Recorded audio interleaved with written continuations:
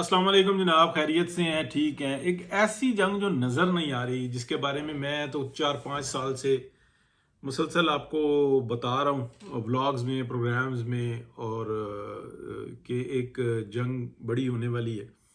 और मैं नहीं बता रहा, ये पूरी दुनिया में जो इंसान है, ये सारे लोग जो हैं, जो एक्टिव हैं, जो ये देख रहे हैं, वो ये कहते हैं कि यार ये बैटल्स पहले भी हुई हैं, फिर उसके बाद फर्स्ट वर्ल्ड वार हुई, फिर सेकेंड वर्ल्ड वार हुई, अभी ये जो थर्ड है ये मतलब काफ़ी बड़ी होगी और बहुत पेचीदा नौइयत की होगी। और पहली में और दूसरी में तो ऐसा हुआ कि क्रिश्चियंस ने यहूदियों को मारा, ऐसे ही।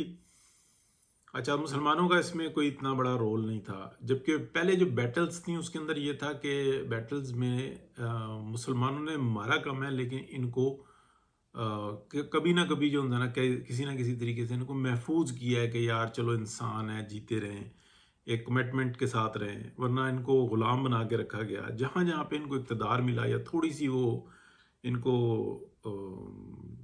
आप कह लें कि इनको इज्जत मिली, तो इन्होंने दूसरों का जीना हराम कर दिया। यानी कि आप कह लें कि हमारे अगर गांव देहात के अंदर देखें ना, किसी मोची को या किसी मोची होना बुरी बात नहीं है, लेकिन अक्सरियत की बात होती है उनमें। किसी ऐसे जिनको हम कमतर कहते हैं, उनको अगर पैसा मिल जाए ना, वो सबसे पहले दूसरे की इज्जत पे वार करते हैं।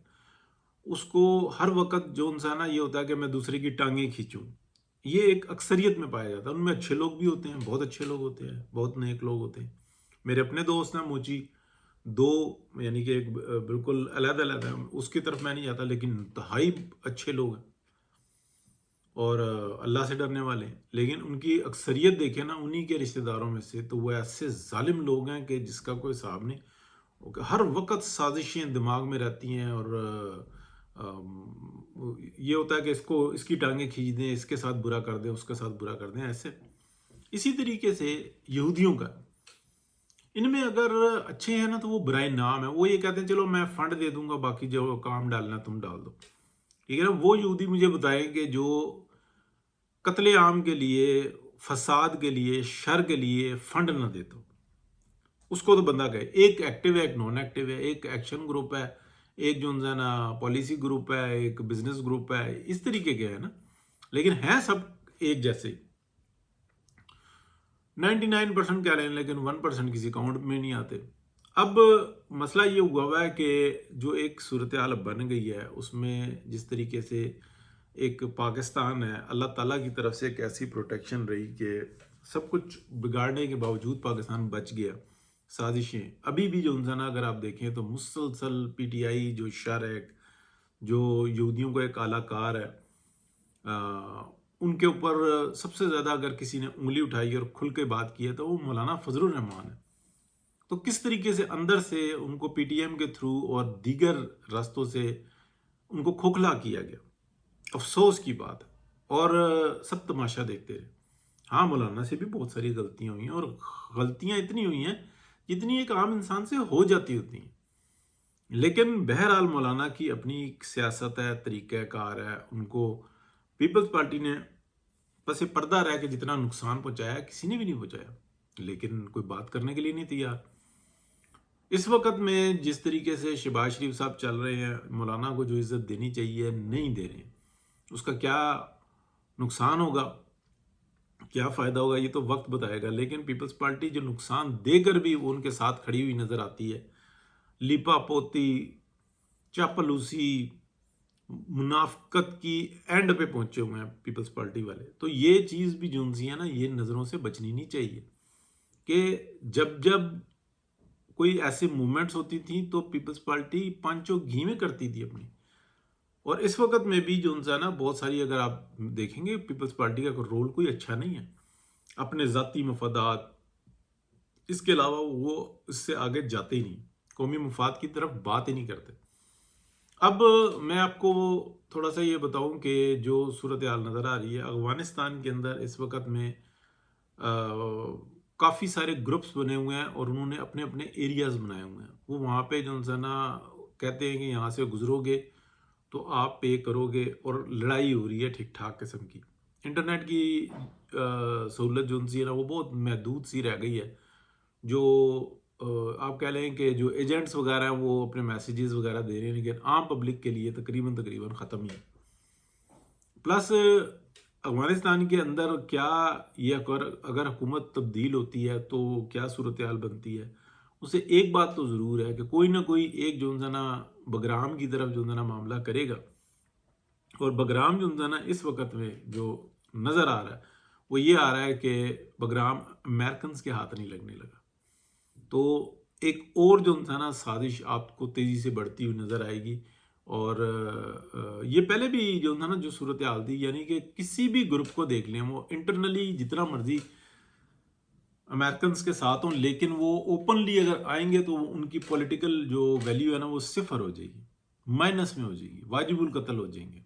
تو یہ صورتحال ہے، اور انٹرنلی وہ جو مرضی بینیفٹس لیتے رہے، اس لیے وہ اوپر کی فائٹس بڑی پیاری کرتے ہیں۔ اب میں آپ کو بتاؤں کہ کیا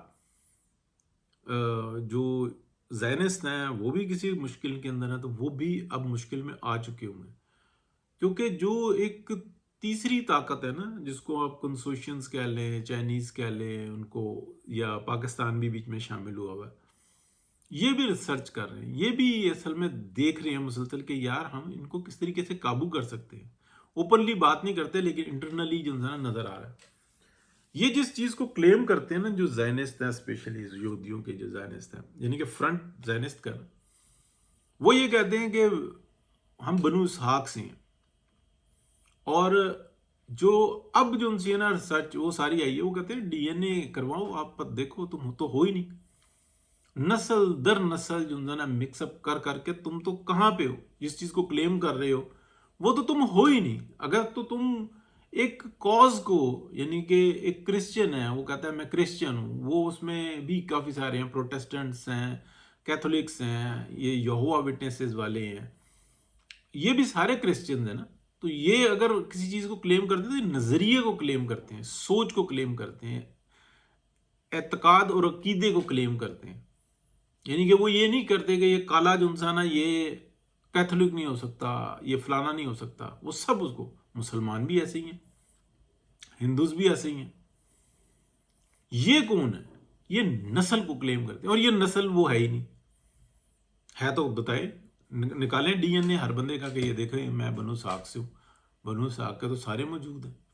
جیسے کہ میں نے آپ کو بتایا کہ 2003-04 تھا، تو اسلام آباد میں یہ ڈپلومیٹک انکلیو میں آتا جاتا تھا، ڈپلومیٹکس سے میری بہت گپ شپ ہوتی تھی، تو اس وقت میں انہوں نے مجھے یہ بات کی تھی، کیونکہ میں تھوڑا سا کھلے دماغ کا تھا تو میرے ساتھ بات کر لیتے تھے، جذباتی نہیں تھا، تو انہوں نے کہا تھا صرف سید اتنے پاکستان کے اندر پورے عرب میں نہیں ہے۔ ان کا کہنے کا مطلب یہ تھا کہ سید جو کلیم کرتے ہیں نا وہ تو سید ہیں ہی نہیں ہے، جو کلیم کرتے ہیں کہ ہم سید ہیں۔ سید تو ایک نسل ہے، یعنی کہ نبی پاک حضرت محمد مصطفیٰ صلی اللہ علیہ وآلہ وسلم کی نسل جو ہے ان کو ہم سید کاؤنٹ کرتے ہیں۔ پھر اس کے بعد اگر جو ان کے اوپر جو ابراہیم علیہ السلام سے جو آ رہے ہیں یہ قبیلہ ہے، جیسے کہ ہم لوگ عباسی ہیں، تو عباسی کون ہے؟ حضرت عباس کی نسل سے ہیں۔ ایک تو مطلب حضرت عباس یعنی کہ نبی پاک حضرت محمد مصطفیٰ صلی اللہ علیہ وآلہ وسلم کے جو تایا تھے ان کی نسل سے جو آ رہے ہیں وہ عباسی ہیں، وہ بھی ابراہیمی ہیں، خون ایک ہے، لیکن جو ایک تاج ہے وہ تاج ہمارے پاس نہیں ہے۔ وہ تاج کس کے پاس ہے؟ وہ سید کہلاتے۔ ان کے اندر بھی پھر یہ کہا جاتا ہے کہ جو مطلب اس پہ ہم آگے نہیں جاتے، وہ علماء کے کرنے کی بات ہے۔ تو یہ جس کو کلیم کرتے ہیں کہ ہم بنو اسحاق سے ہیں، یعنی کہ حضرت ابراہیم علیہ السلام کے جو دو بیٹے ہیں، بیٹے زیادہ ہیں لیکن دو بیٹے، حضرت اسماعیل جس سے ایک نبوت کی کڑی آئی، وہ دوسری بنو اسحاق۔